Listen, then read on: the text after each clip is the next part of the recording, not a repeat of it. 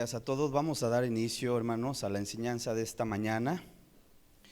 Sean todos bienvenidos. Estamos en una serie de enseñanzas bíblicas que hemos titulado La Ley Moral de Dios.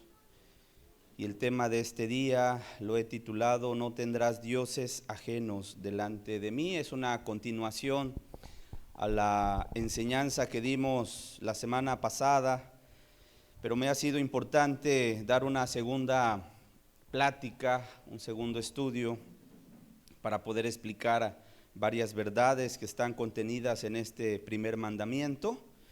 Pero vamos a buscar a Dios, primeramente haciendo una oración, hermanos, todos ahí en nuestro lugar, que podamos inclinar nuestro rostro para pedirle a Dios su ayuda, su bendición, que el día de hoy Él nos hable. Padre, en esta mañana te damos gracias, Señor, primeramente porque nos has traído a este lugar con lazos de amor y de misericordia, Señor. No cabe duda de ello, Señor. Padre, háblanos en torno a la ley moral. Háblanos, Señor, en torno a los mandamientos tan importantes.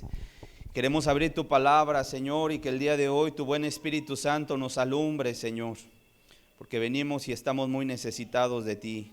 Háblanos, por lo tanto, en el nombre de Jesús. Amén. Vamos a abrir la escritura, por favor, en el libro de Éxodo, capítulo 20, que es donde se ha dejado este decálogo, como se conoce también, a los 10 mandamientos de la ley moral de Dios.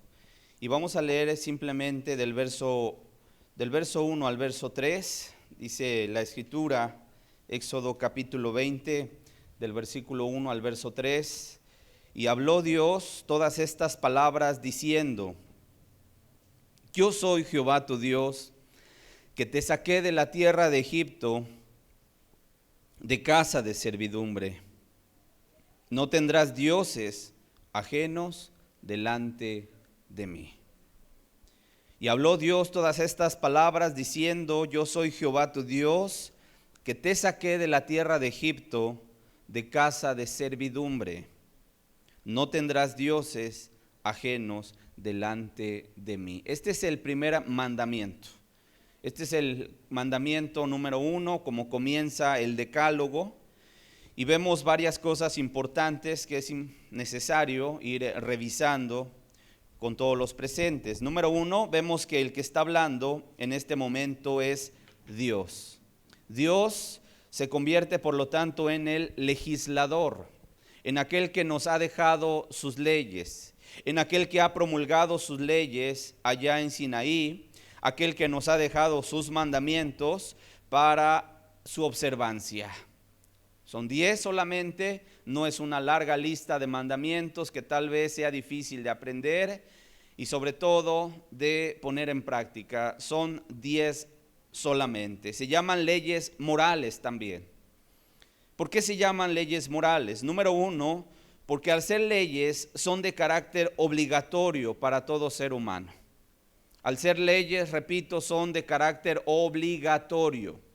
No es un consejo, no es una sugerencia. Un consejo o una sugerencia es opcional. Lo tomas o lo dejas.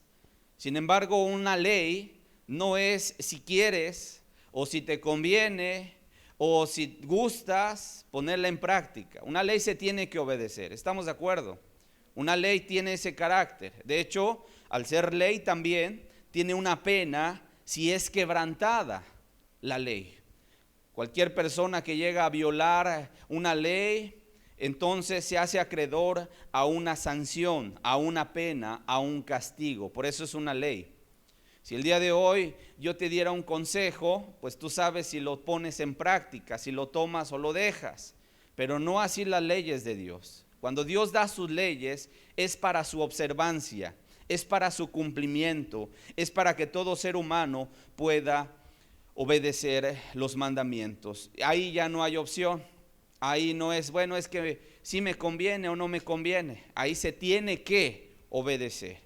Y cuando la persona lo quebranta el mandamiento o viola el mandamiento, entonces se hace acreedor a una sanción. En algún momento lo vamos a explicar. Número 2, son leyes universales también. Leyes que valen para todo el mundo, en cualquier época y en cualquier lugar del planeta y del universo. No son leyes, vamos a decirlo, que solamente están dictadas en este momento, sí, para el pueblo de Israel, pero en realidad es para toda la humanidad, para toda la raza humana. Son leyes, por lo tanto, universales, que valen, vuelvo a repetir, para todo mundo, en cualquier época y en cualquier lugar del planeta y del universo. No importa que las sociedades vayan cambiando y vayan avanzando y modernizándose. Finalmente, todo ser humano está regido bajo este código moral dado por Dios desde la antigüedad.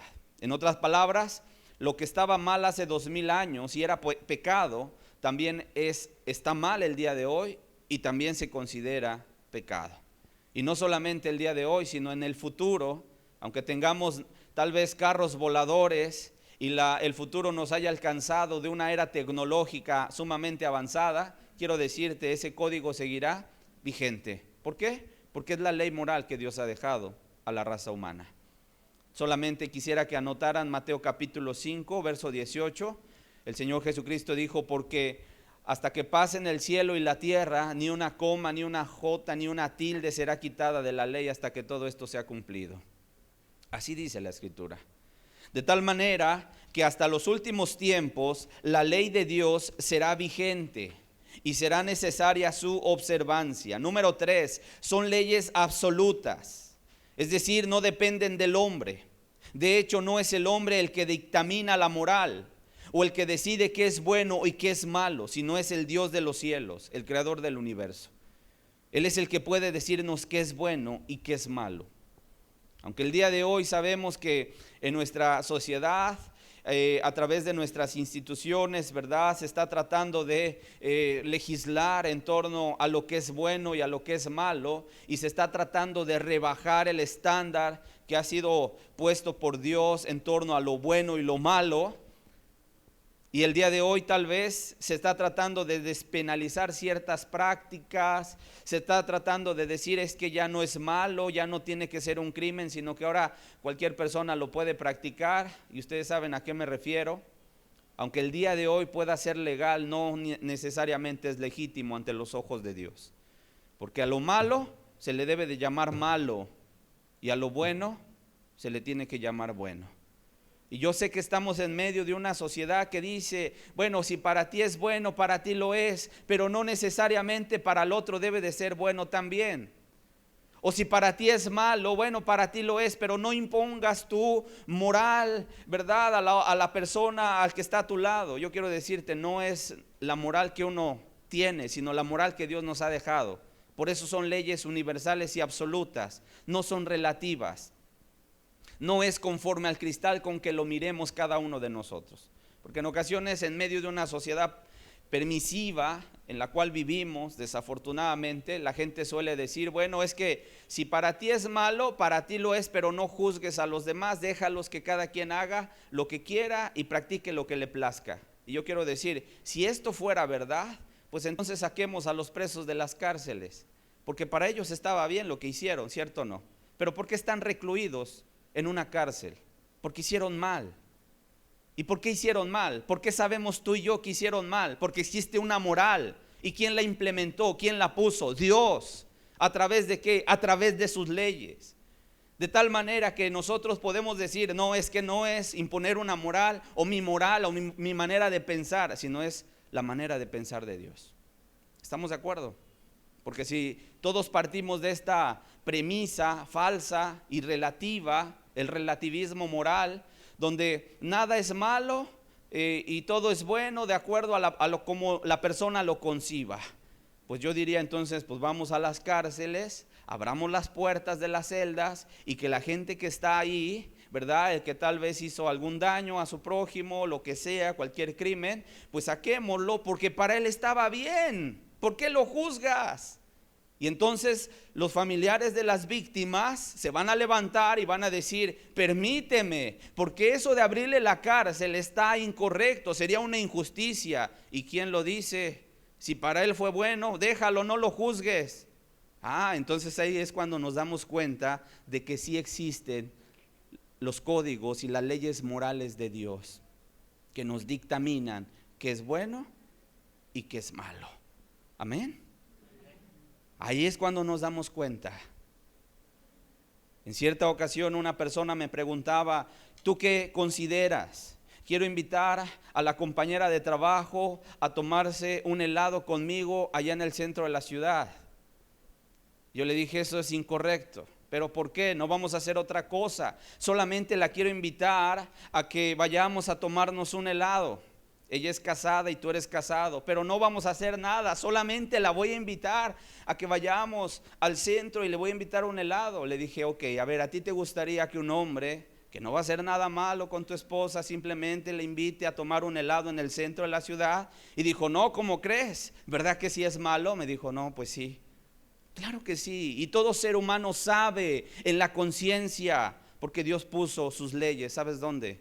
En nuestra conciencia y en nuestro corazón. Claro que sí. Y la gente sabe lo que es bueno y lo que es malo en su conciencia, pero también porque Dios nos ha dejado su ley bien escrita para que nadie diga: es que yo no tenía conocimiento. Y es por eso que el día de hoy estamos analizando el decálogo de la ley moral de Dios. Hemos dicho que el decálogo o los 10 mandamientos están divididos en dos grandes secciones. La primera sección, que abarca del primer mandamiento hasta el cuarto mandamiento, regula nuestra devoción con Dios, regula nuestra relación con Dios. En otras palabras, Dios dice: de esta manera quiero que te relaciones conmigo. De esta manera quiero relacionarme contigo. Y te deja 4 mandamientos. ¿Estamos de acuerdo? O sea, no es una larga lista de mandamientos y que a lo mejor tú digas: ¿qué dice el mandamiento 985? Porque ya se me olvidó. ¿O qué dice el mandamiento 10.452? No me acuerdo. Son 10 mandamientos sencillos y claros. No solamente que es necesario aprenderse, sino practicar y guardar para Dios. De tal manera que en el decálogo hay 2 divisiones. La primera sección entonces regula nuestra devoción con Dios. Dios dice: de esta manera quiero que te relaciones conmigo. La segunda sección, que abarca del 5º hasta el 10º mandamiento, regula nuestras relaciones con nuestro prójimo. En otras palabras, Dios dice: de esta manera quiero que te relaciones con tu prójimo. ¿Ok? Esa es la gran división. Vamos a Mateo 22, por favor. Abramos la escritura en Mateo 22, versículo 36 al verso 40. Dice la escritura, son palabras del Señor Jesucristo en una ocasión cuando un hombre se levantó en medio de la multitud y le dijo: Maestro, ¿cuál es el gran mandamiento en la ley? Jesús le dijo: amarás al Señor tu Dios con todo tu corazón y con toda tu alma y con toda tu mente. Este es el primero y grande mandamiento. Y el segundo es semejante: amarás a tu prójimo como a ti mismo. Dice: de estos 2 mandamientos depende toda la ley y los profetas. ¿Cuál es el gran mandamiento en la ley? Y Jesús no dudó en responder. De tal manera que esto que estamos leyendo es que el Señor Jesucristo está resumiendo en 2 mandamientos. Por si a alguien tal vez se le complica aprenderse y guardar 10 mandamientos, dice el Señor Jesucristo: con 2 mandamientos que tú guardes y tú observes en tu vida, con eso habrás cumplido toda la ley. ¿Cuáles son esos 2 mandamientos? Tal vez están resumidos de una manera magistral, pero lo que estamos haciendo y vamos a hacer en esta serie de enseñanzas es desmenuzar cada uno de esos mandamientos. El Señor Jesucristo lo resume en 2. Dice: amarás al Señor tu Dios con todo tu corazón y con toda tu alma y con toda tu mente.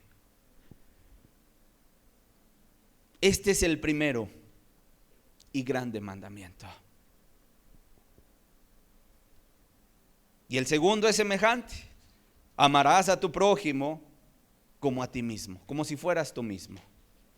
Y dice, de estos dos mandamientos depende toda la ley y los profetas. ¿Cuál es el primer mandamiento? Amar a Dios, de acuerdo a las palabras del Señor Jesús. La pregunta es, ¿y cómo puedo amar yo a Dios con todo mi corazón, con toda mi alma, con todas mis fuerzas, con toda mi mente? Éxodo 20, verso 3. Esta es la manera en cómo podemos amar a Dios, con todo nuestro corazón. No tendrás, ¿qué? Dioses ajenos delante de mí.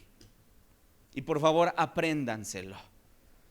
Hay gente que en ocasiones tiene 1 año de leer la Biblia, 2 años, 5 años, 10 años, nació en cuna evangélica y no se sabe ni siquiera los 10 mandamientos.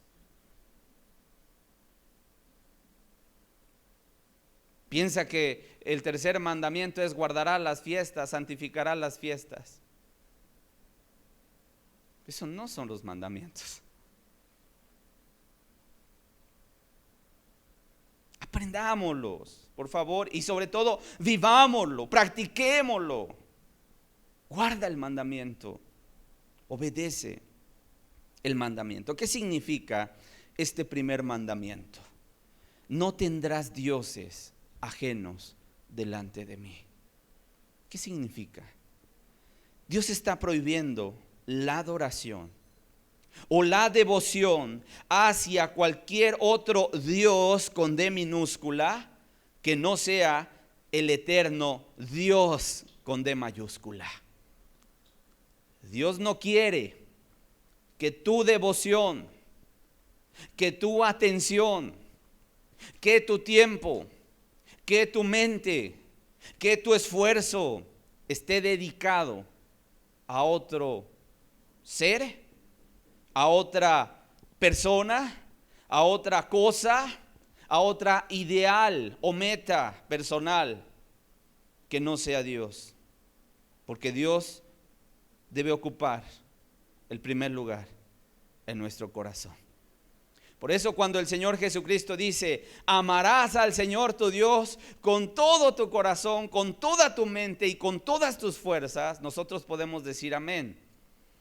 Pero cuando ya lo empezamos a explicar, es cuando muchos empiezan a tambalear y en ocasiones se dan cuenta de que no han amado a Dios con todo su corazón, con toda su alma, ni con todas sus fuerzas. En ocasiones puede ser que la gente esté enfocada, no sé, a lo mejor hasta un objeto, no sé, un bien material, mi carro, ¿verdad? Ahí, lujoso y del año, y no quiero que nadie me lo toque, que nadie me lo ensucie, que nadie me lo raye, ¿verdad? Y la persona cuando a lo mejor ve un rayoncito, ¡ay! ¿Quién le hizo eso a mi carro? O a lo mejor una persona que ocupe ahí el lugar de Dios, ¿verdad? En el corazón de la persona, del hombre, es una mujer, un amante, ¿verdad? Y que en ocasiones esa amante pida caprichos, exija tiempo, exija dinero, y ahí está el hombre casado dándole todo aquello a esa mujer. Cierto, no, esa mujer está ocupando el lugar que le corresponde a Dios. Y Dios prohíbe, hermanos, Dios prohíbe la adoración o la devoción hacia cualquier otro Dios con D minúscula que no sea el Dios eterno. Que no sea el Dios eterno. Quiero explicar por qué Dios nos da este mandamiento. Y quiero partir este estudio explicando cómo Dios es el único Dios verdadero. Si ustedes se dan cuenta, en Éxodo capítulo 20, versículo 1 y 2, dice, y habló Dios todas estas palabras diciendo, verso 2, yo soy Jehová tu Dios. ¿Qué hace Dios? Primero, se presenta ante el pueblo. ¿Ok? Primero nos dice quién es Él. Y para poder guardar este mandamiento, tú necesitas entender quién es Dios. Porque hay en ocasiones gente que pueda tener alguna error en su mente y a lo mejor está adorando o está a lo mejor siguiendo o trata de servir a algo que no es el Dios de las Escrituras.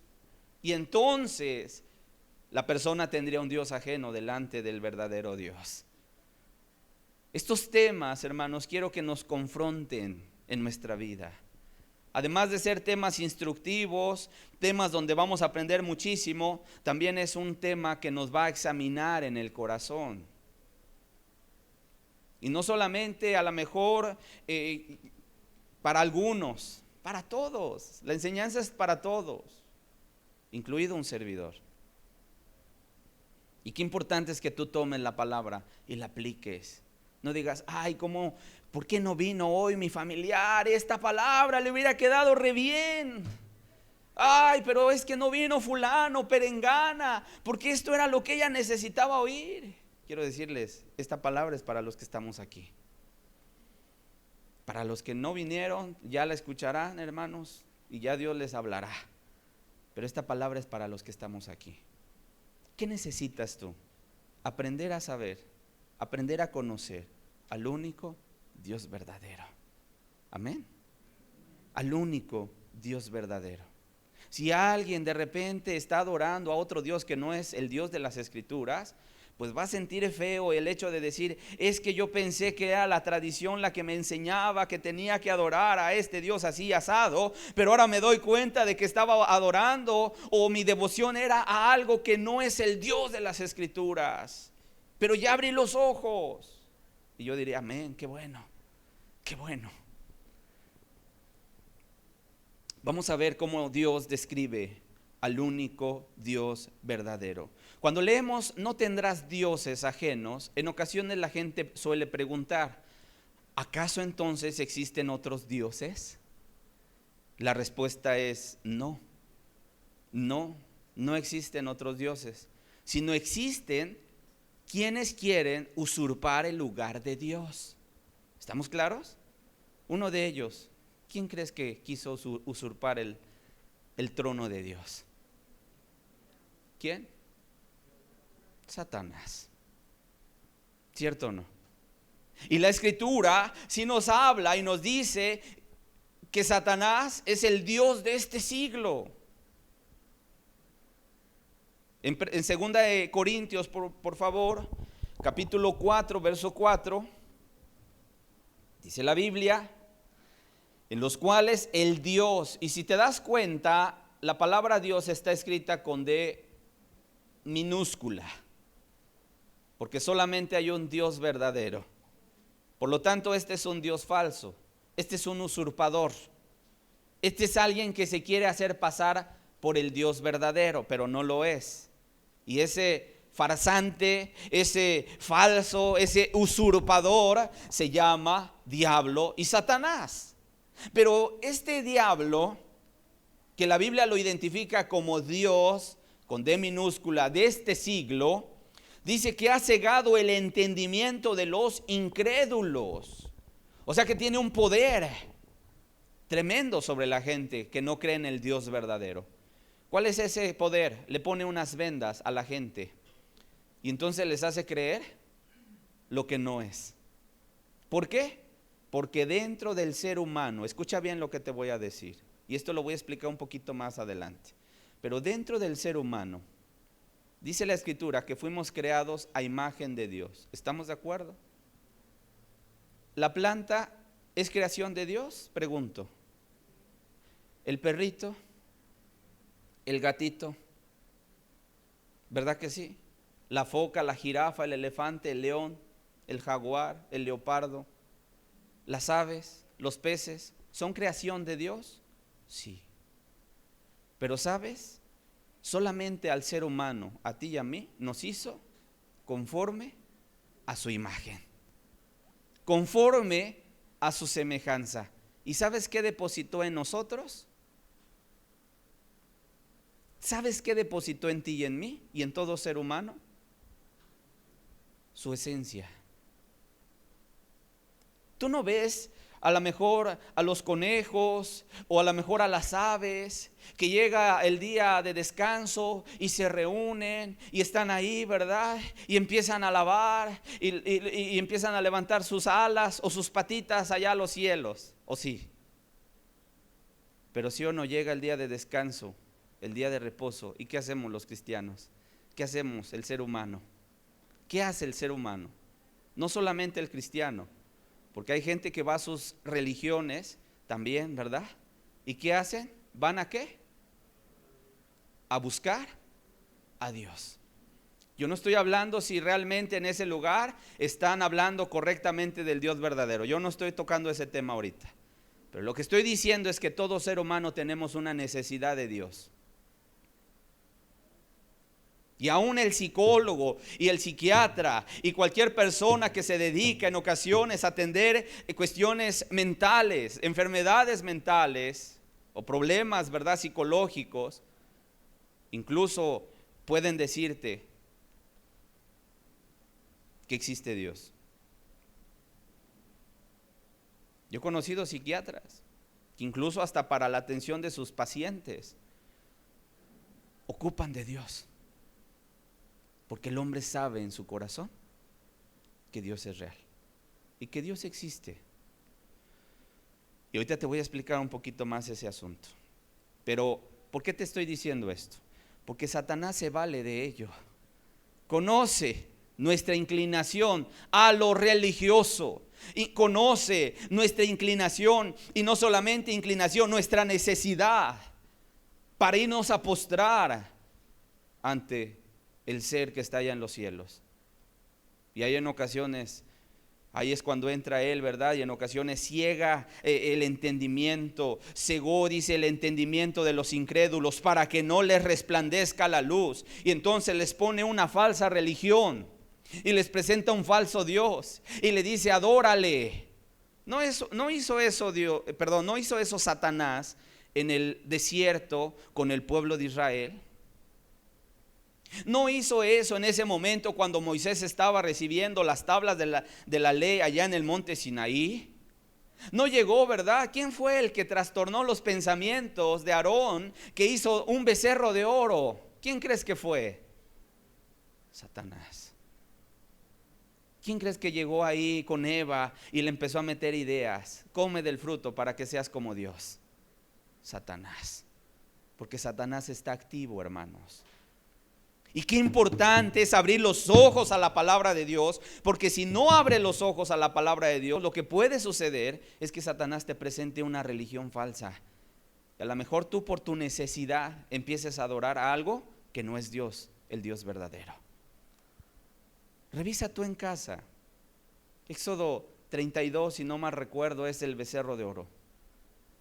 Es cuando levantan el becerro y dicen: Israel, este es Jehová que te sacó de la tierra de Egipto. Háganme ustedes el favor. Y algunos podrían decir: ay no, es que qué tremendo, ¿verdad? Cómo se desviaron. Lo sacó Dios con mano poderosa y luego estuvieron ahí desviándose. Y estuvieron ahí adorando un becerro. Bueno, quiero decirte, después, varios años después, un hombre llamado Jeroboam hizo 2 becerros de oro. 2 becerros de oro en medio del pueblo de Israel, para que el pueblo de Israel adorara a esos becerros de oro. ¿Cómo ves? ¿Y por qué la gente iba en pos de Baal, de Astaroth y de aquellos falsos deidades que había en la antigüedad? Porque la gente tiene necesidad de adorar algo. ¿Estamos de acuerdo? Por eso es importante, y por eso Dios advertía: no tendrás dioses ajenos delante de mí. Y tú y yo tenemos que conocer al Dios de las Escrituras. ¿Cómo presenta Dios? ¿Cómo presenta las Escrituras al Dios único y verdadero? Te voy a decir rápidamente varios aspectos y atributos de Dios. Número 1, lo presenta como el Dios omnipotente. Es el Dios omnipotente. En otras palabras, ¿qué significa la palabra omnipotente u omnipotencia? quiere decir que todo lo puede. Quiere decir que no hay nada que se le dificulte. Quiere decir no hay nada imposible para Dios. Todo lo puede. Satanás es poderoso, pero Dios es todopoderoso. No hay nadie que se le iguale. ¿Estamos de acuerdo?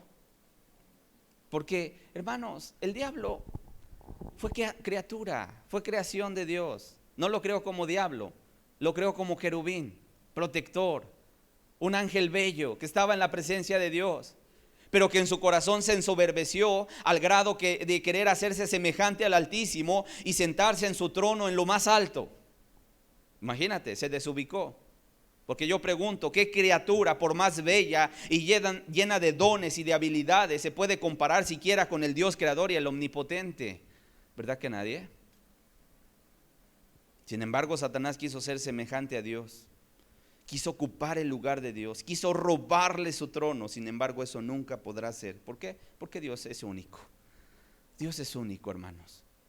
En Génesis capítulo 17, versículo 1, el mismo Dios se presentó con Abraham en una ocasión y le dijo: yo soy el Dios todopoderoso. ¿Cómo se presenta? Como yo soy, número 1, el Dios todopoderoso.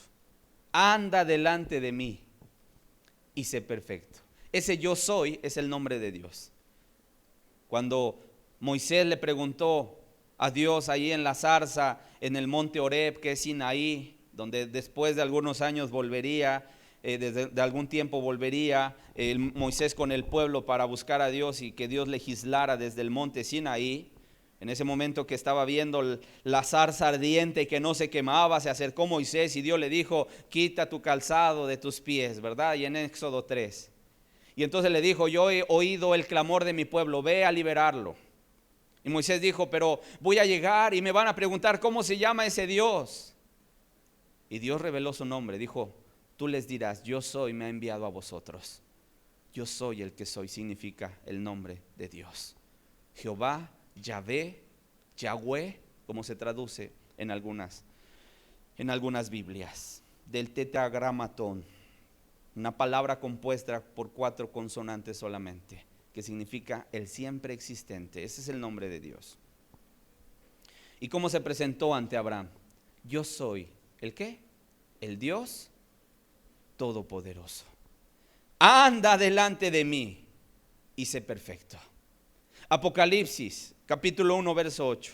¿Acaso habrá cambiado el nombre de Dios? ¿Acaso habrá cambiado su atributo en Apocalipsis, que es el último libro de la Escritura? Dice la Escritura: yo soy el alfa y la omega, principio y fin, dice el Señor, el que es, el que era y el que ha de venir, el todopoderoso. ¿Y sabes quién está hablando ahí? Jesucristo. Por lo tanto, Jesús es ¿qué? Es Dios, es divino. Jesús es Dios. Ahorita vamos a explicar un poquito más eso.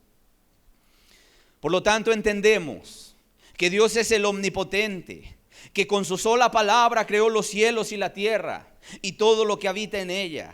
Con su sola palabra creó el universo, este universo infinito, ¿verdad? Que cuando nosotros levantamos nuestros ojos a los cielos, cada vez lo vemos hermoso. Y sabes, el hombre ha buscado, ha indagado en los cielos. ¿Cómo fue creado esto? ¿O por qué existe esto?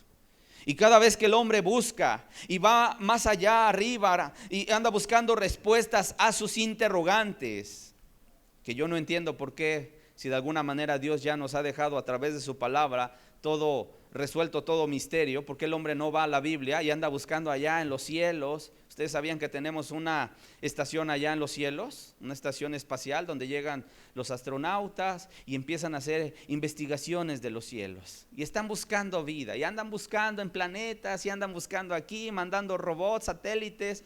Cuando uno dice: oye, pues aquí ya Dios nos explicó todo, mejor vente a las Escrituras.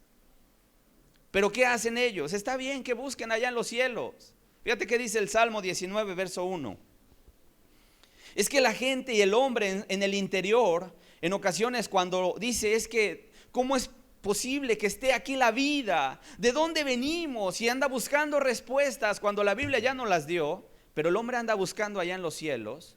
Dice la Escritura, los cielos cuentan la gloria de Dios y el firmamento anuncia la obra de sus manos. Salmo 19:1. Los cielos cuentan ¿qué cosa? La gloria de Dios.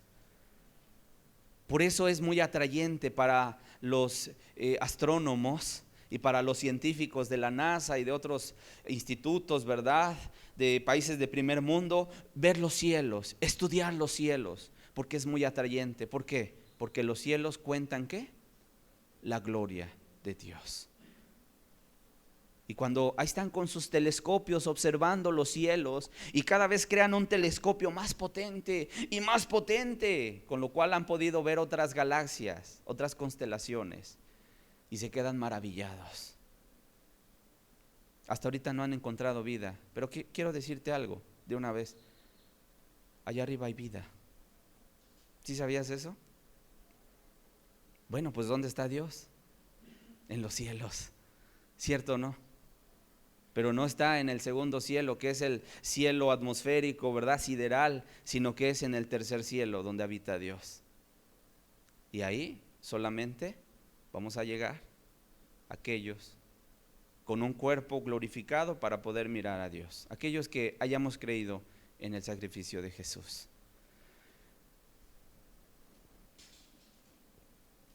El Salmo capítulo 8. Dios creó los cielos hermosos. Por eso el salmista David decía en el verso 3 al 4, dice: cuando veo tus cielos, obra de tus dedos, la luna y las estrellas que tú formaste, digo, me pregunto, ¿qué es el hombre para que tengas de él memoria, y el hijo del hombre para que lo visites? David no tenía telescopios como nosotros el día de hoy lo tenemos. David no tenía una nave espacial para irse a los cielos, pero él intuía algo que el día de hoy para nosotros leerlo sigue siendo maravilloso. Cuando un astronauta sale al espacio, sale en un cohete. Sí hemos visto, ¿no?, algún documental. Despega ahí en cierto lugar el cohete, es impulsado, ¿verdad?, con una fuerza tremenda, sale el cohete, sale de la atmósfera y entonces llega un momento en el cual entra en una órbita y empieza ahí. Y sabes, cuando se va retirando de la Tierra se va haciendo pequeñita, pequeñita, pequeñita, luego al grado de hacerse una pelotita azul. La Tierra es hermosa, por cierto, una pelotita azul que está ahí. No hay hilito donde cuelgue, no están las tortugas gigantes sobre los cuales la Tierra descanse sobre sus caparazones, según la cosmología de la gente de la antigüedad, ¿verdad? Dice la Biblia que la Tierra cuelga sobre nada. ¿Quién la puso ahí? Dios. Y cuando están en ese cielo abierto y observan a su alrededor y ven las estrellas y las galaxias y esto y aquello, la gente se queda maravillada. ¿Sabías que los astronautas desean esos viajes? Anhelan salir al espacio porque ven cosas que a lo mejor tú y yo no alcanzamos a ver aquí. Tocar la luna, pisar la luna, a lo mejor un día ir a Marte, al planeta Marte, y de alguna manera quieren estar ahí. Digo, a veces con este planeta maravilloso que Dios nos dio, la gente la anda destruyendo, ¿verdad? Y ya anda queriendo colonizar Marte, háganme ustedes el favor, cuando no cuidan ni siquiera este planeta. Pero ya anda buscando agua en otros planetas. ¿Para qué? Para mandar allá una misión, para poner allá, ¿verdad?, no sé, unas casitas, y por si se acaba pues nos brincamos al otro.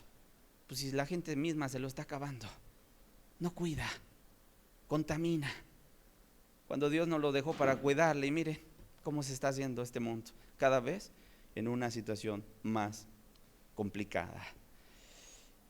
Pero vuelvo al punto. Sale el astronauta y empieza a ver la Tierra cómo se aleja, se aleja, se aleja, se hace una pelotita azul.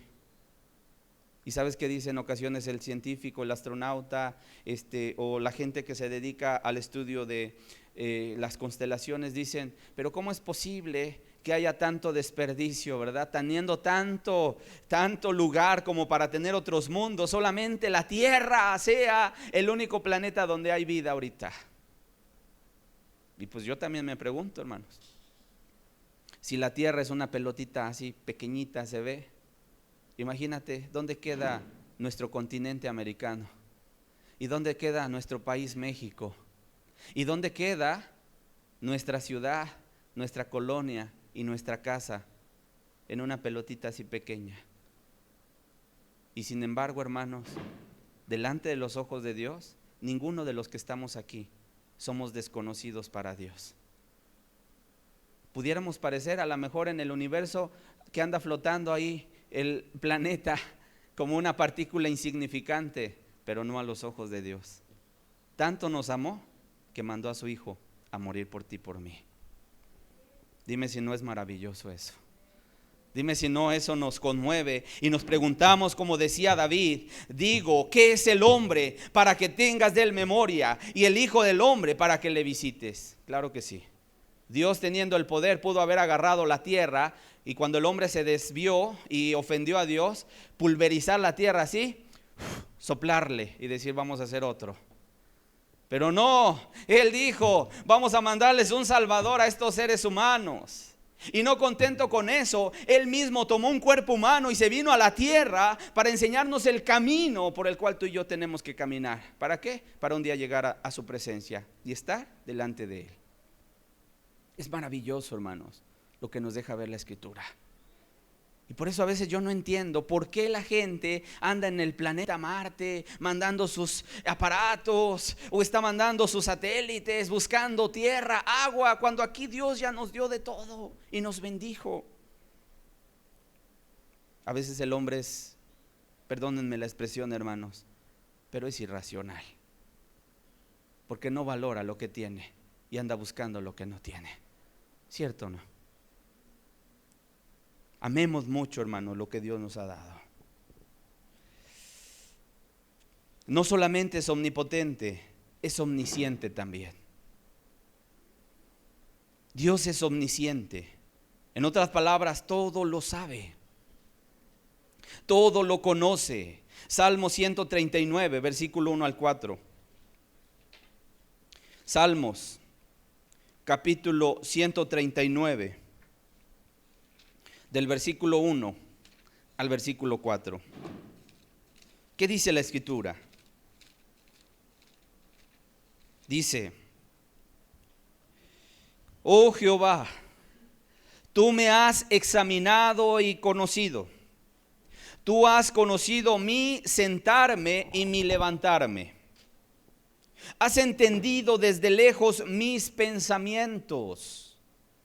Has escudriñado mi andar y mi reposo, y todos mis caminos te son conocidos. Pues aún no está la palabra en mi lengua, y aquí, oh Jehová, tú la sabes toda. En otras palabras, ¿qué nos está diciendo el salmista? Lo que nos está diciendo es que Dios sabe todo de cada uno de nosotros. Sabe tu nombre, sabe cuántos seres humanos hay en la tierra, cuántos han existido, cuántos existirán. Pero no solamente sabe tu nombre, sabe tu vida, conoce los más íntimos pensamientos que hay en ti. Las palabras que en ocasiones no dices, pero piensas en tu corazón, Él lo sabe. No está la palabra en tus labios, a lo mejor no la has pronunciado y Dios ya la sabe, ya sabe lo que vas a decir. En otras palabras, Dios posee un conocimiento pleno y absoluto de todas las cosas. No hay algo que Dios aprenda cada día como nosotros. Nosotros sí vamos aprendiendo algo nuevo cada día. Dios no, Dios posee todo el conocimiento. Él ya lo sabe todo. Con decirte que Dios te conoció desde antes de la fundación del mundo. Y para esto, para algunos tal vez esto va a ser algo que empiece a generar algo que no alcanzo a entender. Pero yo quiero decirte, para Dios incluso el futuro es historia. ¿Cierto o no? Lo que va a pasar para Dios, Él ya lo sabe. Él ya lo sabe. Y por eso tenemos un libro que se llama Apocalipsis en las Biblias, que significa revelación de los últimos tiempos. Y es impactante, impresionante ver cómo todas las cosas que la Biblia nos marca en la palabra se está cumpliendo. Este es el libro profético por excelencia. Nada de que Nostradamus y que fulano, perengano. La Biblia, hermanos, la Biblia. Que nadie va a decir, es que Nostradamus dijo y predijo. Nada que ese hombre o quien haya sido. La Biblia, hermanos. La Biblia es nuestro libro profético por excelencia. Y lo que nos dice la Biblia en el libro de Apocalipsis es algo que va a acontecer en la historia de la raza humana. Para Dios el pasado es, el futuro es historia. Para Dios el futuro es historia. Es más, Dios antes de que creara el mundo ya te conocía. Ya sabía dónde ibas a nacer, cómo te ibas a llamar. Ya sabía si ibas a hacer caso al evangelio, quién te iba a predicar, cuándo te ibas a salvar. Son pensamientos que tú y yo tal vez no alcanzamos a entender, pero por eso es Dios. Por eso es el omnisciente. No puedes llegar a enseñarle algo nuevo, algo que desconozca, algo que no sepa. Él lo sabe todo, pero no solamente es omnipotente, no solamente es omnisciente, es omnipresente también. ¿Qué significa la palabra omnipresente? Significa que en todo lugar está al mismo tiempo. Ningún ser creado, llámese humano o angelical, posee estos atributos que Dios solamente posee, porque solo estamos en un solo lugar a la vez. Hoy estamos ¿dónde? ¿Verdad que estás aquí en este salón? No estás en tu casa ahorita, no estás en Estados Unidos, no estás en el continente africano, estás aquí en un solo lugar a la vez. No así Dios. Dios está en todo lugar al mismo tiempo. ¿Cómo es esto? No lo sé. Pero la Biblia nos deja ver que Dios es omnipresente. Dios está aquí recibiendo adoración, pero también está en la sierra en Chiapas, pero también está en Estados Unidos, donde hay una congregación, en Francia, en cualquier lugar y país, aún por muy apartado que se encuentre, pero donde el hombre invoca su nombre, ahí está Dios en medio de ellos. ¿Cómo ves? Y aunque haya 2 o 3 cristianos allá en la sierra, o allá en el desierto, o allá en la persecución escondidos, porque los andan buscando para quitarle la vida, y están 2 cristianos ahí reunidos en el nombre de Jesús en este momento, ahí está Dios, pero también está con nosotros en este momento. De tal manera que se cumple la palabra de Dios, la palabra de Jesús que dijo en Mateo 18, verso 20, dice: porque donde están 2 o 3 congregados en mi nombre, allí estoy yo en medio de ellos. Por lo tanto, observamos que Cristo también tiene este atributo, omnipresencia. ¿Por qué? Porque Cristo es Dios verdadero. Mateo 28, verso 20. En la parte última dice, así cierra el evangelio de Mateo: y aquí yo estoy con vosotros. ¿Cuántos días? Todos los días. ¿Hasta cuándo? Hasta el fin del mundo. Amén. Así dice la Escritura. Jesucristo dijo: yo estoy con vosotros todos los días.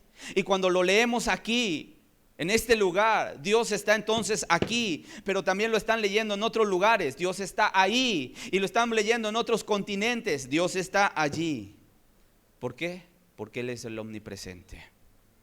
Pero no solamente eso, no solamente es omnipotente, omnisciente, omnipresente, también es el eterno.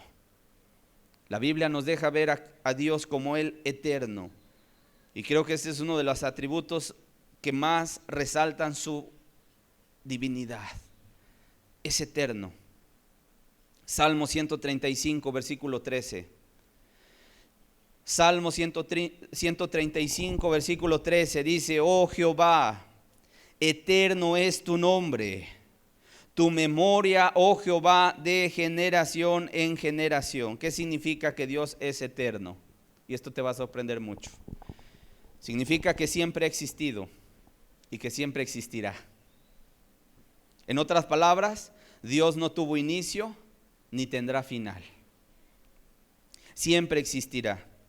También significa que no depende de alguna fuente para tener vida en sí mismo, sino que la vida procede de Él. La vida procede de Él, hermanos. ¿Por qué Dios es el Dios creador? Porque Él puede dar vida. Porque Él es la fuente de la vida misma. El hombre, aunque, avances científicos, médicos, ¿verdad? El día de hoy los científicos ya pueden clonar.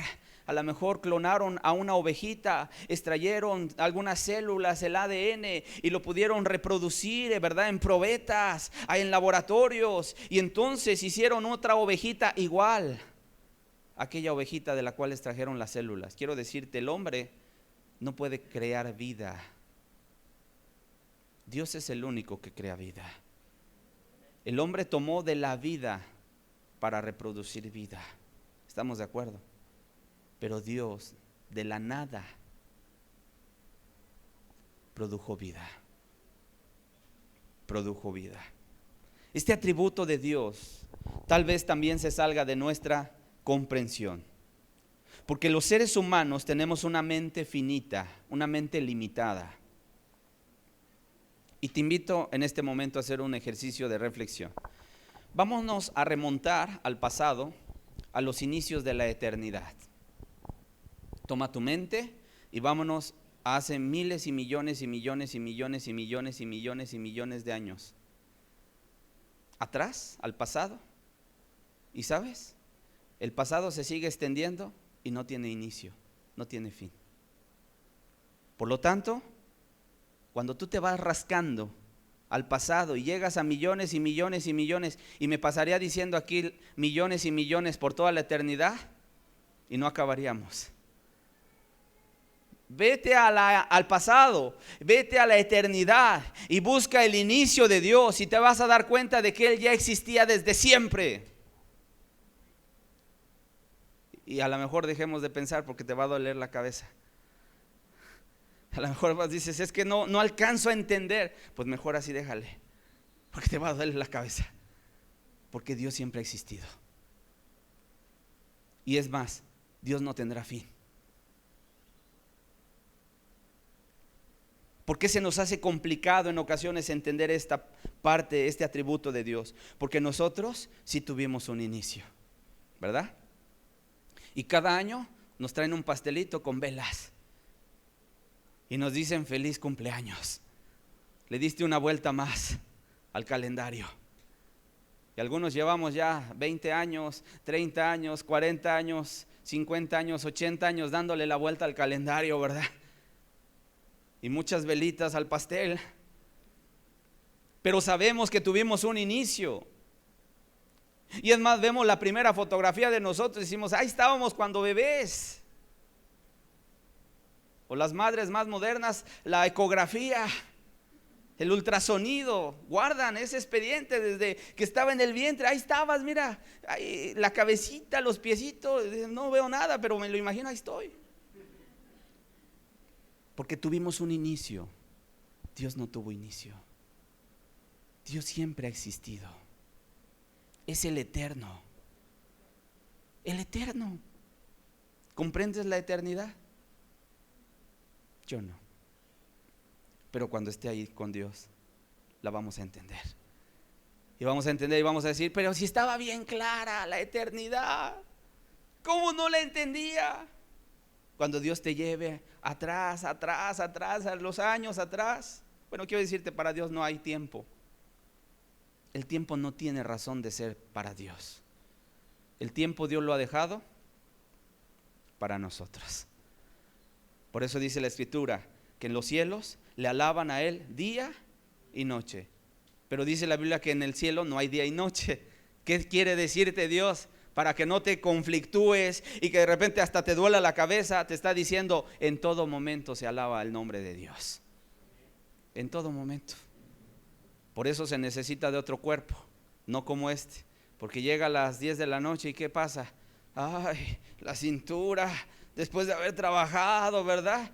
Y a lo mejor unos hasta se truenan y les truena todo el esqueleto y se van allá a dormir y les está platicando la esposa y a los 5 minutos ronque el hombre. Porque nosotros sí nos cansamos. Pero qué maravilloso es nuestro Dios. Dice la Escritura en Génesis capítulo 1, verso 1: en el principio creó Dios los cielos y la tierra. En otras palabras, Dios no tiene inicio, Dios es el siempre existente. Sin embargo, la creación de Dios sí tuvo, ¿qué? Inicio, un comienzo, un principio. Todo lo creado. En el principio creó Dios los cielos y la tierra. O sea que esta tierra también tiene una edad.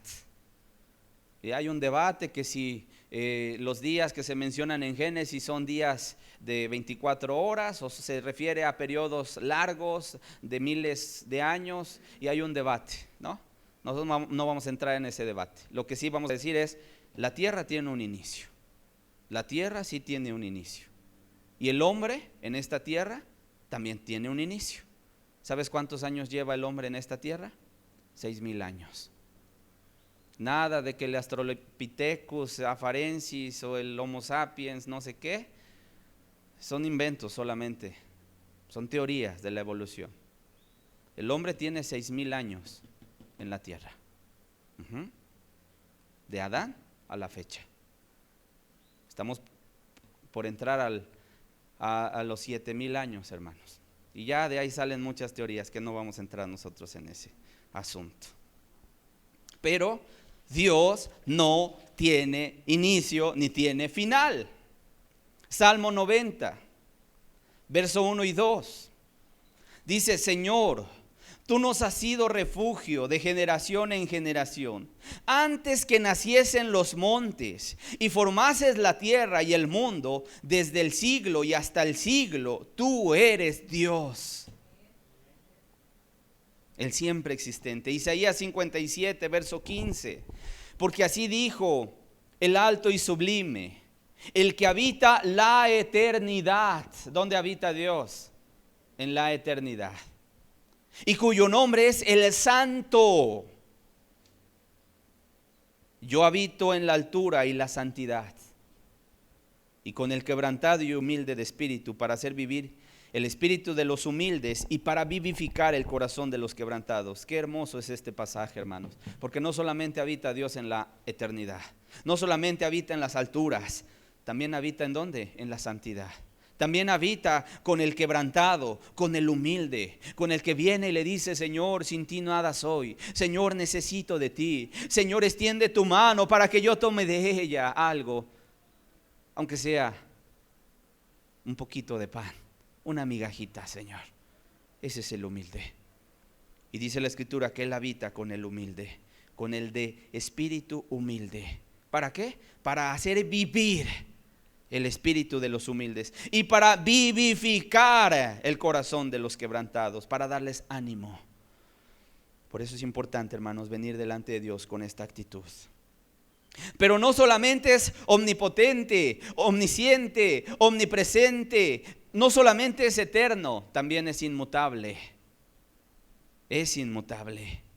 ¿Qué quiere decir la palabra inmutable? Que no cambia. Este atributo va unido al anterior, a que Dios es eterno. ¿Por qué? Porque Dios no varía, porque Dios no envejece. A pesar de que Dios siempre ha existido y pasan los años y los siglos, sin embargo, ni un gramo de esencia cambia en Dios. El ser humano sí vamos cambiando, ¿verdad que sí? Avanzan los años y comenzamos a crecer desde que éramos bebés, empezamos a crecer hasta que lleguemos a cierta edad, y después de llegar a esa edad, empezamos ¿a qué? Díganlo, hermano, no se preocupen. Envejecer.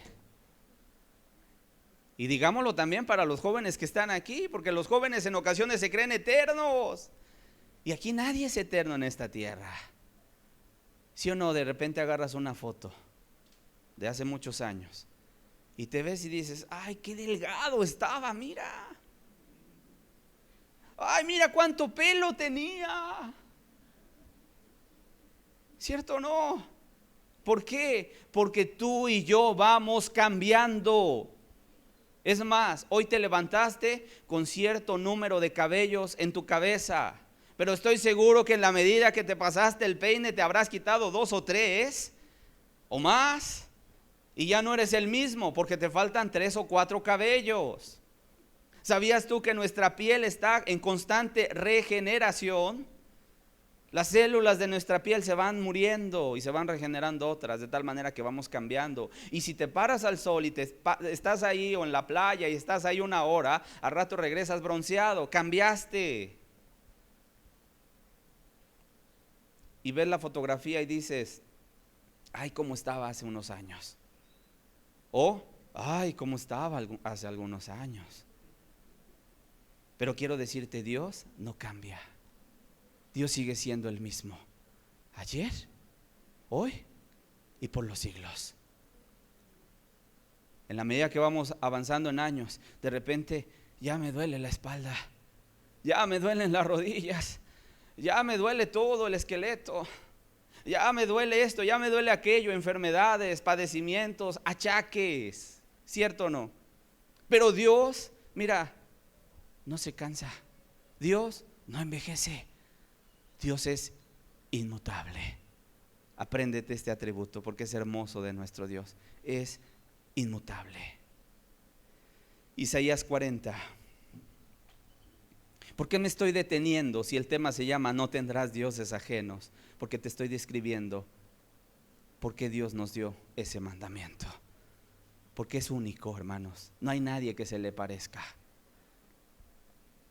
No has sabido, dice el verso 28, Isaías 40, no has sabido, no has oído que el Dios eterno es Jehová, el cual creó los confines de la tierra. No desfallece, ni se fatiga con cansancio. Ahí está hablando de la eternidad y de la inmutabilidad de Dios. Y su entendimiento no hay quien lo alcance, y también de su omnisciencia. Santiago 1:17, por favor. Dice, toda buena dádiva y todo don perfecto desciende de lo alto, del Padre de las luces, en el cual no hay mudanza ni sombra de variación. No hay cambio alguno en él. Siempre se mantiene. Por eso la gente cuando dice, ay, es que yo veo el Antiguo Testamento y veo un Dios diferente a el Dios del Antiguo Testamento. Yo quiero decirte, es el mismo Dios. Es el mismo Dios, Él no ha cambiado. Sigue siendo el mismo Dios. Lo que hay es una dispensación diferente. En el Antiguo Testamento, el tiempo de la ley. El Nuevo Testamento, el tiempo de la gracia. Hay un cambio simplemente. El Antiguo Testamento, la palabra pacto, Antiguo Pacto, Nuevo Testamento, Nuevo Pacto. Pero es el mismo Dios. Para que nadie vaya a decir, ay, es que yo veo un poquito más condescendiente al Dios del Nuevo Testamento. Es el mismo del Antiguo. Es el mismo. Búscale y te vas a topar con el mismo Dios.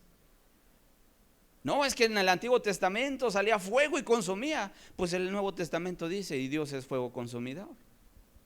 Horrenda cosa es caer en manos del Dios vivo. Yo no veo diferencia. Es el mismo. ¿Por qué? Porque Él es inmutable, no cambia.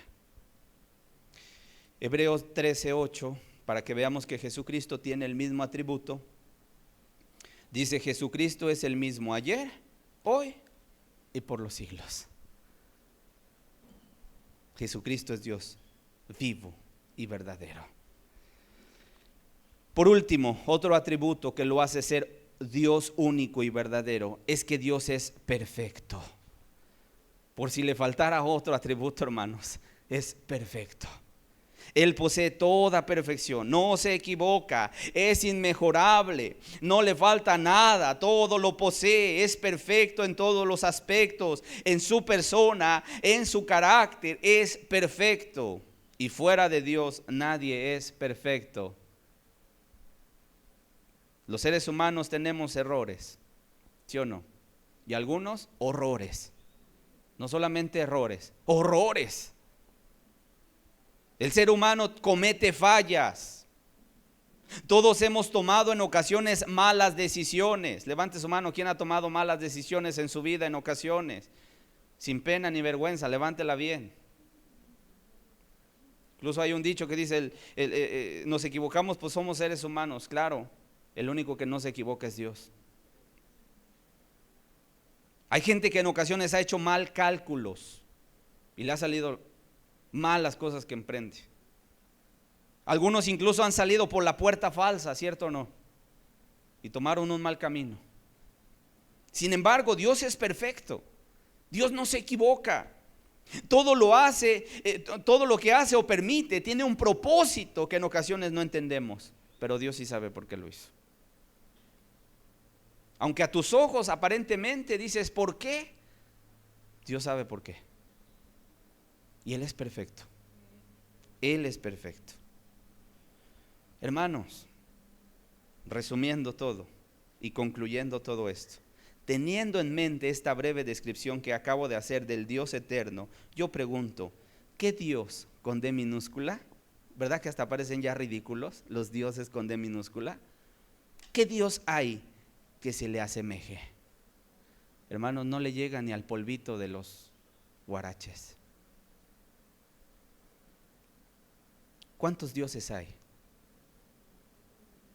Un Dios, único y verdadero. Y este Dios único y verdadero se revela al hombre en tres personas: Padre, el Hijo y el Espíritu Santo. Y estos tres son uno. No son tres dioses, es un solo Dios verdadero, manifestado en tres personas. Y alguien dirá, ¿pero cómo? Como no entiendes la eternidad, como no entendemos, ¿verdad?, muchas cosas de Él, tampoco entendemos la Trinidad. Y digo, para que nadie vaya a decir, es que esa palabra no está en la Biblia. La palabra Trinidad efectivamente no está en la Biblia, pero Dios se manifiesta como un Dios único, verdadero, manifestado en tres personas: el Padre, el Hijo, Jesucristo, y el Espíritu Santo. Y estos tres son uno. Estos tres son uno. Isaías 42, verso 8. Teniendo esto en mente, yo pregunto, ¿qué Dios hay que se le asemeje? Ninguno.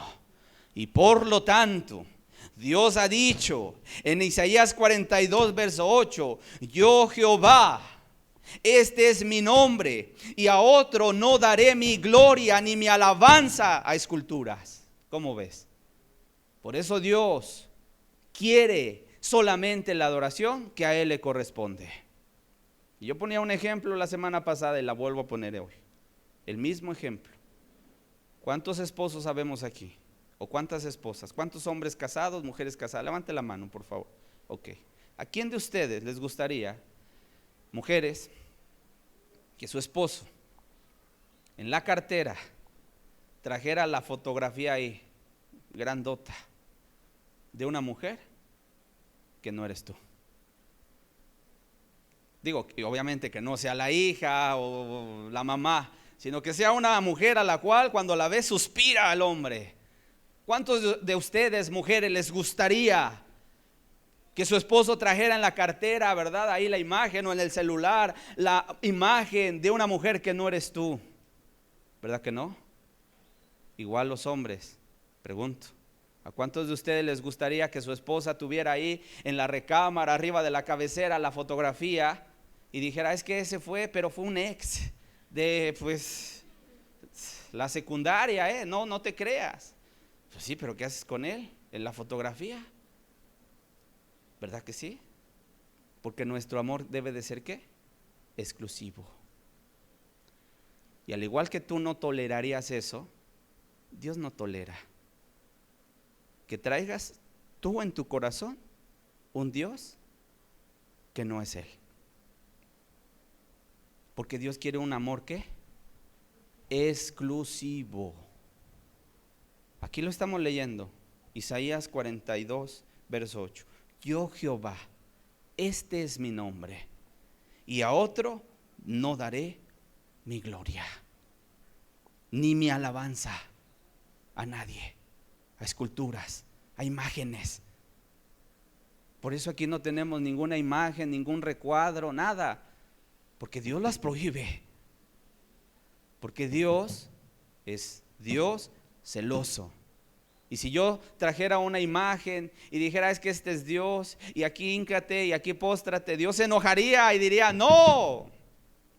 ¿Cómo podemos meter en ese recuadro la omnipotencia de Dios? ¿O cómo podemos representar la eternidad de Dios? No hay nada que se le pueda. No podemos representar la deidad en un recuadro de 30 por 30, hermanos. Y discúlpenme, pero no podemos. Por eso dice la Escritura que Él no va a dar a compartir su gloria, no va a dar su gloria a otro, ni su alabanza. Pero aquí entra la pregunta. En ocasiones la gente que no alcanza a entender esto dice, bueno, pero ¿por qué la Escritura, verdad? Dice allá que no hay otro nombre dado bajo el cielo en que podamos ser salvos, y que en el nombre de Jesús se va a doblar toda rodilla y va a confesar, ¿verdad?, que Jesucristo es el Señor para gloria de Dios el Padre. ¿Por qué se le puede doblar rodilla a Jesucristo? Pues porque es Dios. ¿Estamos claros? Porque es Dios. Y de hecho, hermanos, una forma de que tú puedes amar a Dios es amando a Jesucristo. Es amando a Jesús. Vamos a ver algunos pasajes, por favor.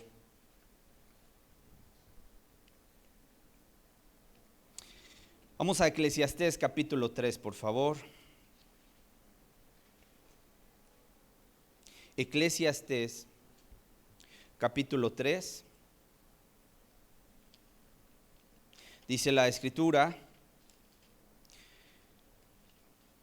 para que podamos entender nosotros por qué en ocasiones el ser humano es dado a adorar cualquier cosa que tal vez se le presente.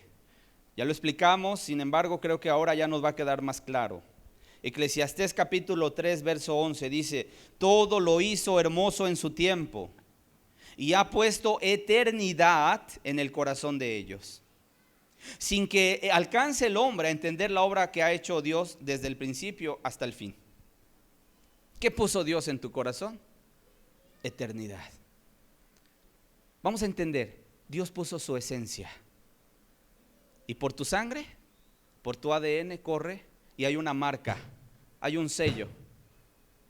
Todo lo que es creado, y perdónenme la comparación, pero nada para que podamos entenderlo, todo lo que es creado en esta tierra, sí o no, lleva un sello. Ahí está el carro y atrás lleva Nissan, Volkswagen, Ford, Chrysler. ¿Qué está diciendo? La compañía que fabricó ese carro, ¿ok? Entonces, no sé, hasta las hojas, ¿no? Bond, no sé, o llámese la marca. Bueno, quiero decirle, cuando somos nosotros creación de Dios, Dios puso su sello en nosotros. ¿Y cuál es ese sello? Que el ser humano necesita de él. Por naturaleza, el ser humano tiende a ser religioso, en el buen sentido de la palabra lo digo, pero tiende a levantar los ojos a los cielos. Tú vete a la historia y vete a la antropología, y te vas a dar cuenta que en todas las culturas, incluido las que están tan apartadas de la civilización, todos ellos creen en un ser supremo. Yo no estoy diciendo que crean en el Dios verdadero, pero creen en una deidad que está por encima de ellos, ¿verdad? Y entonces le llamaron Tlaloc, y le llamaron Huitzilopochtli, y le llamaron como quieras que se llame, porque estaban ellos conscientes de que hay algo más allá. Yo no estoy diciendo que esté correcto lo que ellos hicieron, al contrario, la Biblia los descalifica. Pero yo lo que estoy diciendo es, no hay cultura alguna en el cual la idea de Dios no esté presente en las mentes del ser humano. Porque Dios puso eternidad en nuestro corazón. Dios puso que el hombre buscara a su Creador. Amén. Antiguamente tenían muchos nombres esas deidades falsas: Isis, Osiris, Zeus, Venus, Astarot, Astarte, Baal, Diana de los Efesios, Afrodita, Tlaloc, Quetzalcóatl, Huitzilopochtli, Mictlantecutli, Tonantzin. Sin embargo, podemos decir que el hombre había inclinado su corazón a adorar algo, hermanos. En la antigüedad también se hablaba de la reina del cielo, ¿sabías tú? Búscalo en la escritura. En la antigüedad también había una diosa a la cual le llamaban la reina del cielo. Son dioses falsos. Guadalupe, Fátima. Pero no solamente esos dioses a los cuales la gente se postra. El día de hoy también pueden ser medios de comunicación. El hombre está ahí, ¿verdad? Tal vez con los aparatos inclinándose. ¿Cuántas horas dedicadas al celular? No come por estar con el celular. ¿Cierto o no? Gana algo y ya está metiéndole el crédito al celular. Es decir, gasta, piensa, redes sociales, pasatiempos, deporte. Es más, ya hasta ahora le dicen, por ejemplo, a los futbolistas famosos: metió un gol como Dios. ¿Cierto o falso? Son dioses falsos. O les llaman ídolo. Es que es mi ídolo, el artista, el actor, el músico, el cantante. Mira cómo canta y hasta se le mueve el pelo. Yo quiero pintarme el pelo como él o como ella. Mira el tatuaje que ya se hizo en la mejilla. Yo me lo quiero hacer también. Ídolo. Mira que ahora trae una camisa desmangada. Se le ve bien. Yo también me la quiero poner. Mira, ahora no trae ropa. Yo también quiero ser como él. De verdad. No estoy diciendo algo que sea extraño, porque la gente tiende a tener una devoción a algo o a alguien. La gente dice: oye, tú vas allá a tu reunión y cantas y aplaudes y no hay nadie ahí, es un Dios imaginario, ¿cómo es posible? Fanatismo. Y de repente lo ves en el estadio con su matraca, aplaudiendo ahí, ¿no? Y dices: oye, es un trozo de pelota ahí de cuero que andan pateando de aquí para allá. No, pero esto sí es. Oye, espérate tantito.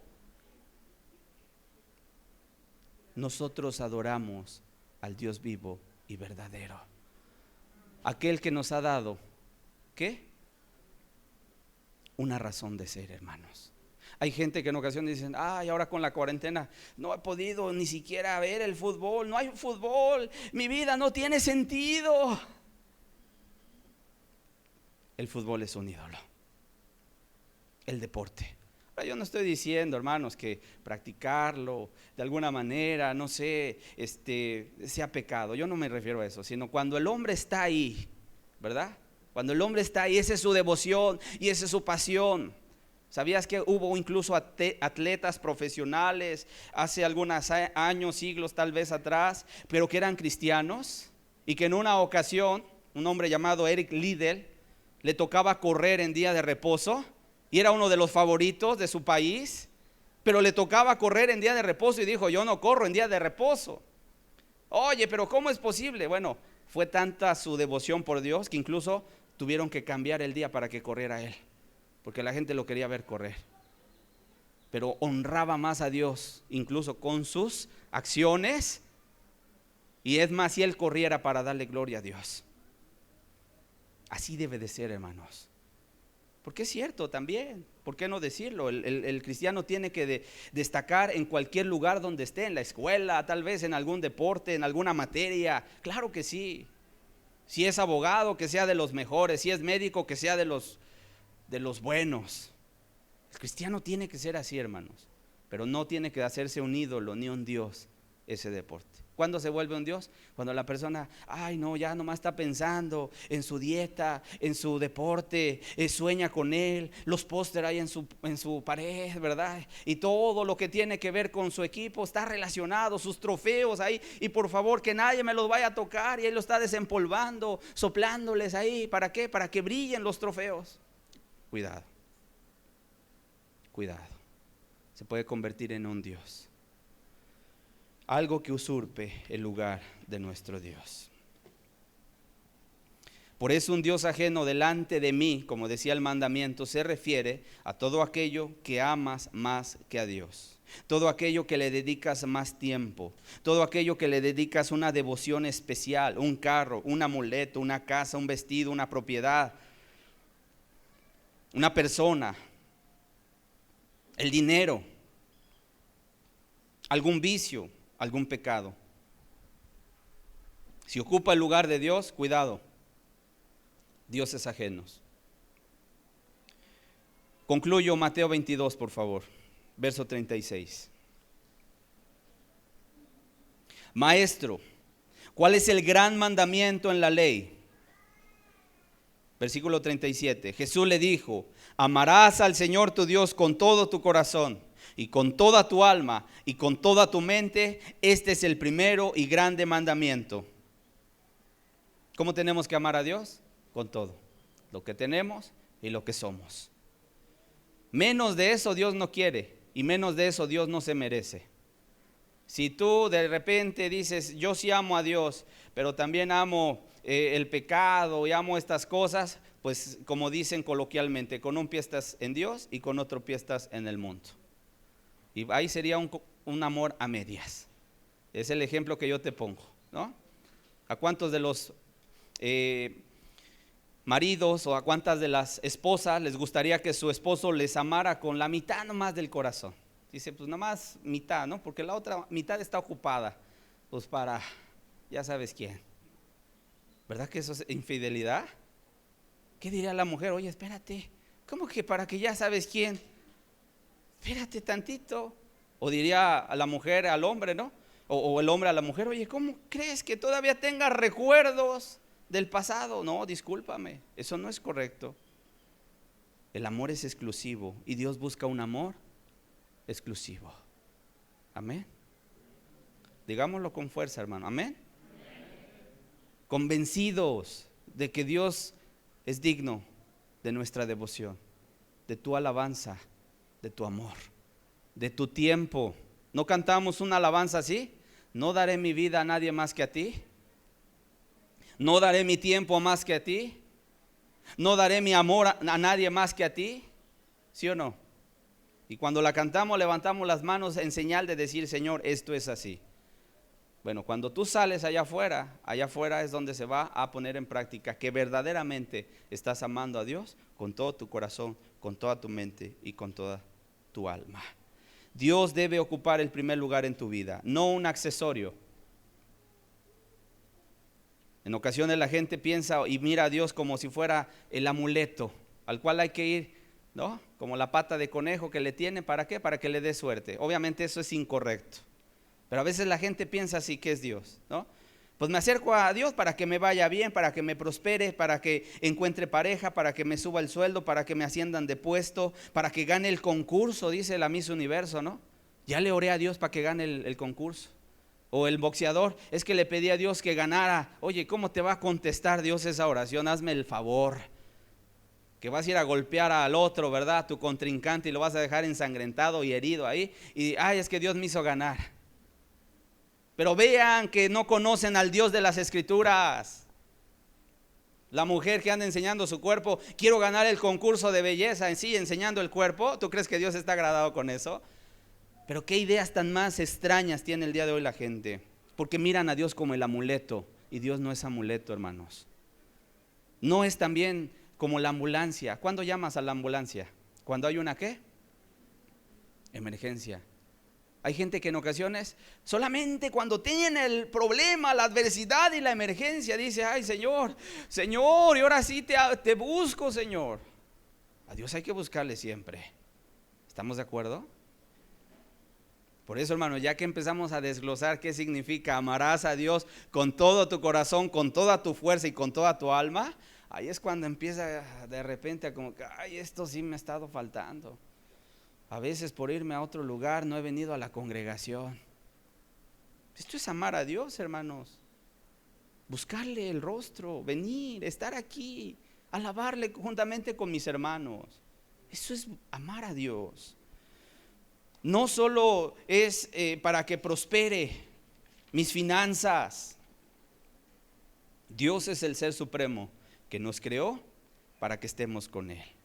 Por cierto, quiere bendecirnos, quiere que estemos ahí con Él, quiere que le sirvas. Porque también, aquí voy a hacer un comentario, hermanos. Cuando venimos y aprendemos de su palabra, pues si solamente estamos llenándonos de la palabra de Dios y disfrutando el banquetazo que Dios nos da, pues qué importante es, después de que ya aprendí quién es Dios y lo que me pide y que no tendré dioses ajenos delante de mí, vaya y lo predique a otra persona, ¿verdad? Vaya y comparta las buenas nuevas del evangelio. Vaya y le diga a un amigo, un pariente, un conocido, acércate a Dios. Yo estaba de esta manera y Dios me ayudó, fíjate, te traigo este evangelio, te invito, ven, vamos a estudiar la escritura. Yo pregunto, hermanos, sin que nadie levante ahora la mano, ¿cuántos de ustedes en la semana han estado predicando a otros la palabra? Es más, en este último mes, ¿a cuánta gente le has predicado? A veces ni siquiera a una persona. Pudiera ser. ¿Qué tienes que hacer?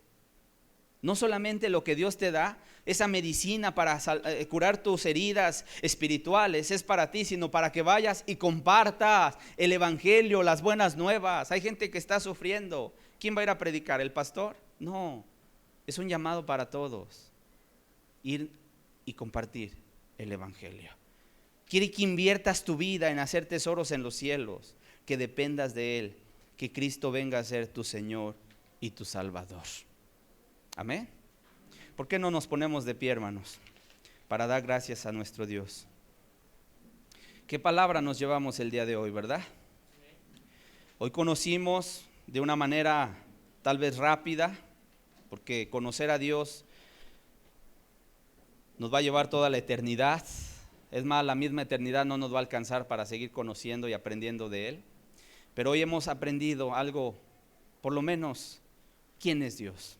¿Verdad? Y lo hemos visto, el Todopoderoso, el que todo lo sabe, el que en cualquier lugar está al mismo tiempo, el eterno, el que siempre ha existido, el sabio, el perfecto, el inmutable, etcétera, etcétera. Ese es nuestro Dios. Y no describimos su carácter, que Dios es amor, y Dios es santo, y Dios es justo, y Dios es bueno, ¿verdad?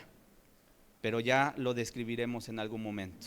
Lo único que sí quiero que quede bien claro es que ese Dios es el que nos dijo, no tendrás dioses ajenos delante de mí. ¿Por qué lo pide? Porque Él es el único Dios verdadero. Él es el único Dios verdadero. Él es digno de toda nuestra devoción, de toda nuestra adoración, de que tú levantes tus manos y le alabes y le engrandezcas y le digas gracias, Señor, no a una imagen, no a otro Dios, sino a Él, porque Él es el dueño de la vida. A Él es el dueño de la vida. Y Señor, a ti venimos el día de hoy, Señor, y reconocemos que tú eres el Dios de los cielos, el creador del universo. No hay nadie que se pueda asemejar a ti, Señor, porque tú eres excelso, tú eres grande, Señor. Y aún nuestras palabras se acaban, Señor, al querer exaltarte, porque de verdad eres grandísimo, Señor. Por algo los cielos allá se postran delante de ti y te alaban y te adoran. Y todo el tiempo en los cielos hay cantos, hay alabanza, hay adoración. Padre, y aún en los cielos estaremos alabándote juntamente con ellos, con los ángeles, por toda la eternidad. Al que nos amó, al que nos limpió de nuestros pecados, a Él sea la gloria. Y hoy te damos gracias, Señor. Gracias por dejarnos tus mandamientos explicados, explícitos y entendidos, Señor, de que no debemos tener otro Dios que no seas tú. A ti la gloria en el nombre de Jesús. Amén. Amén.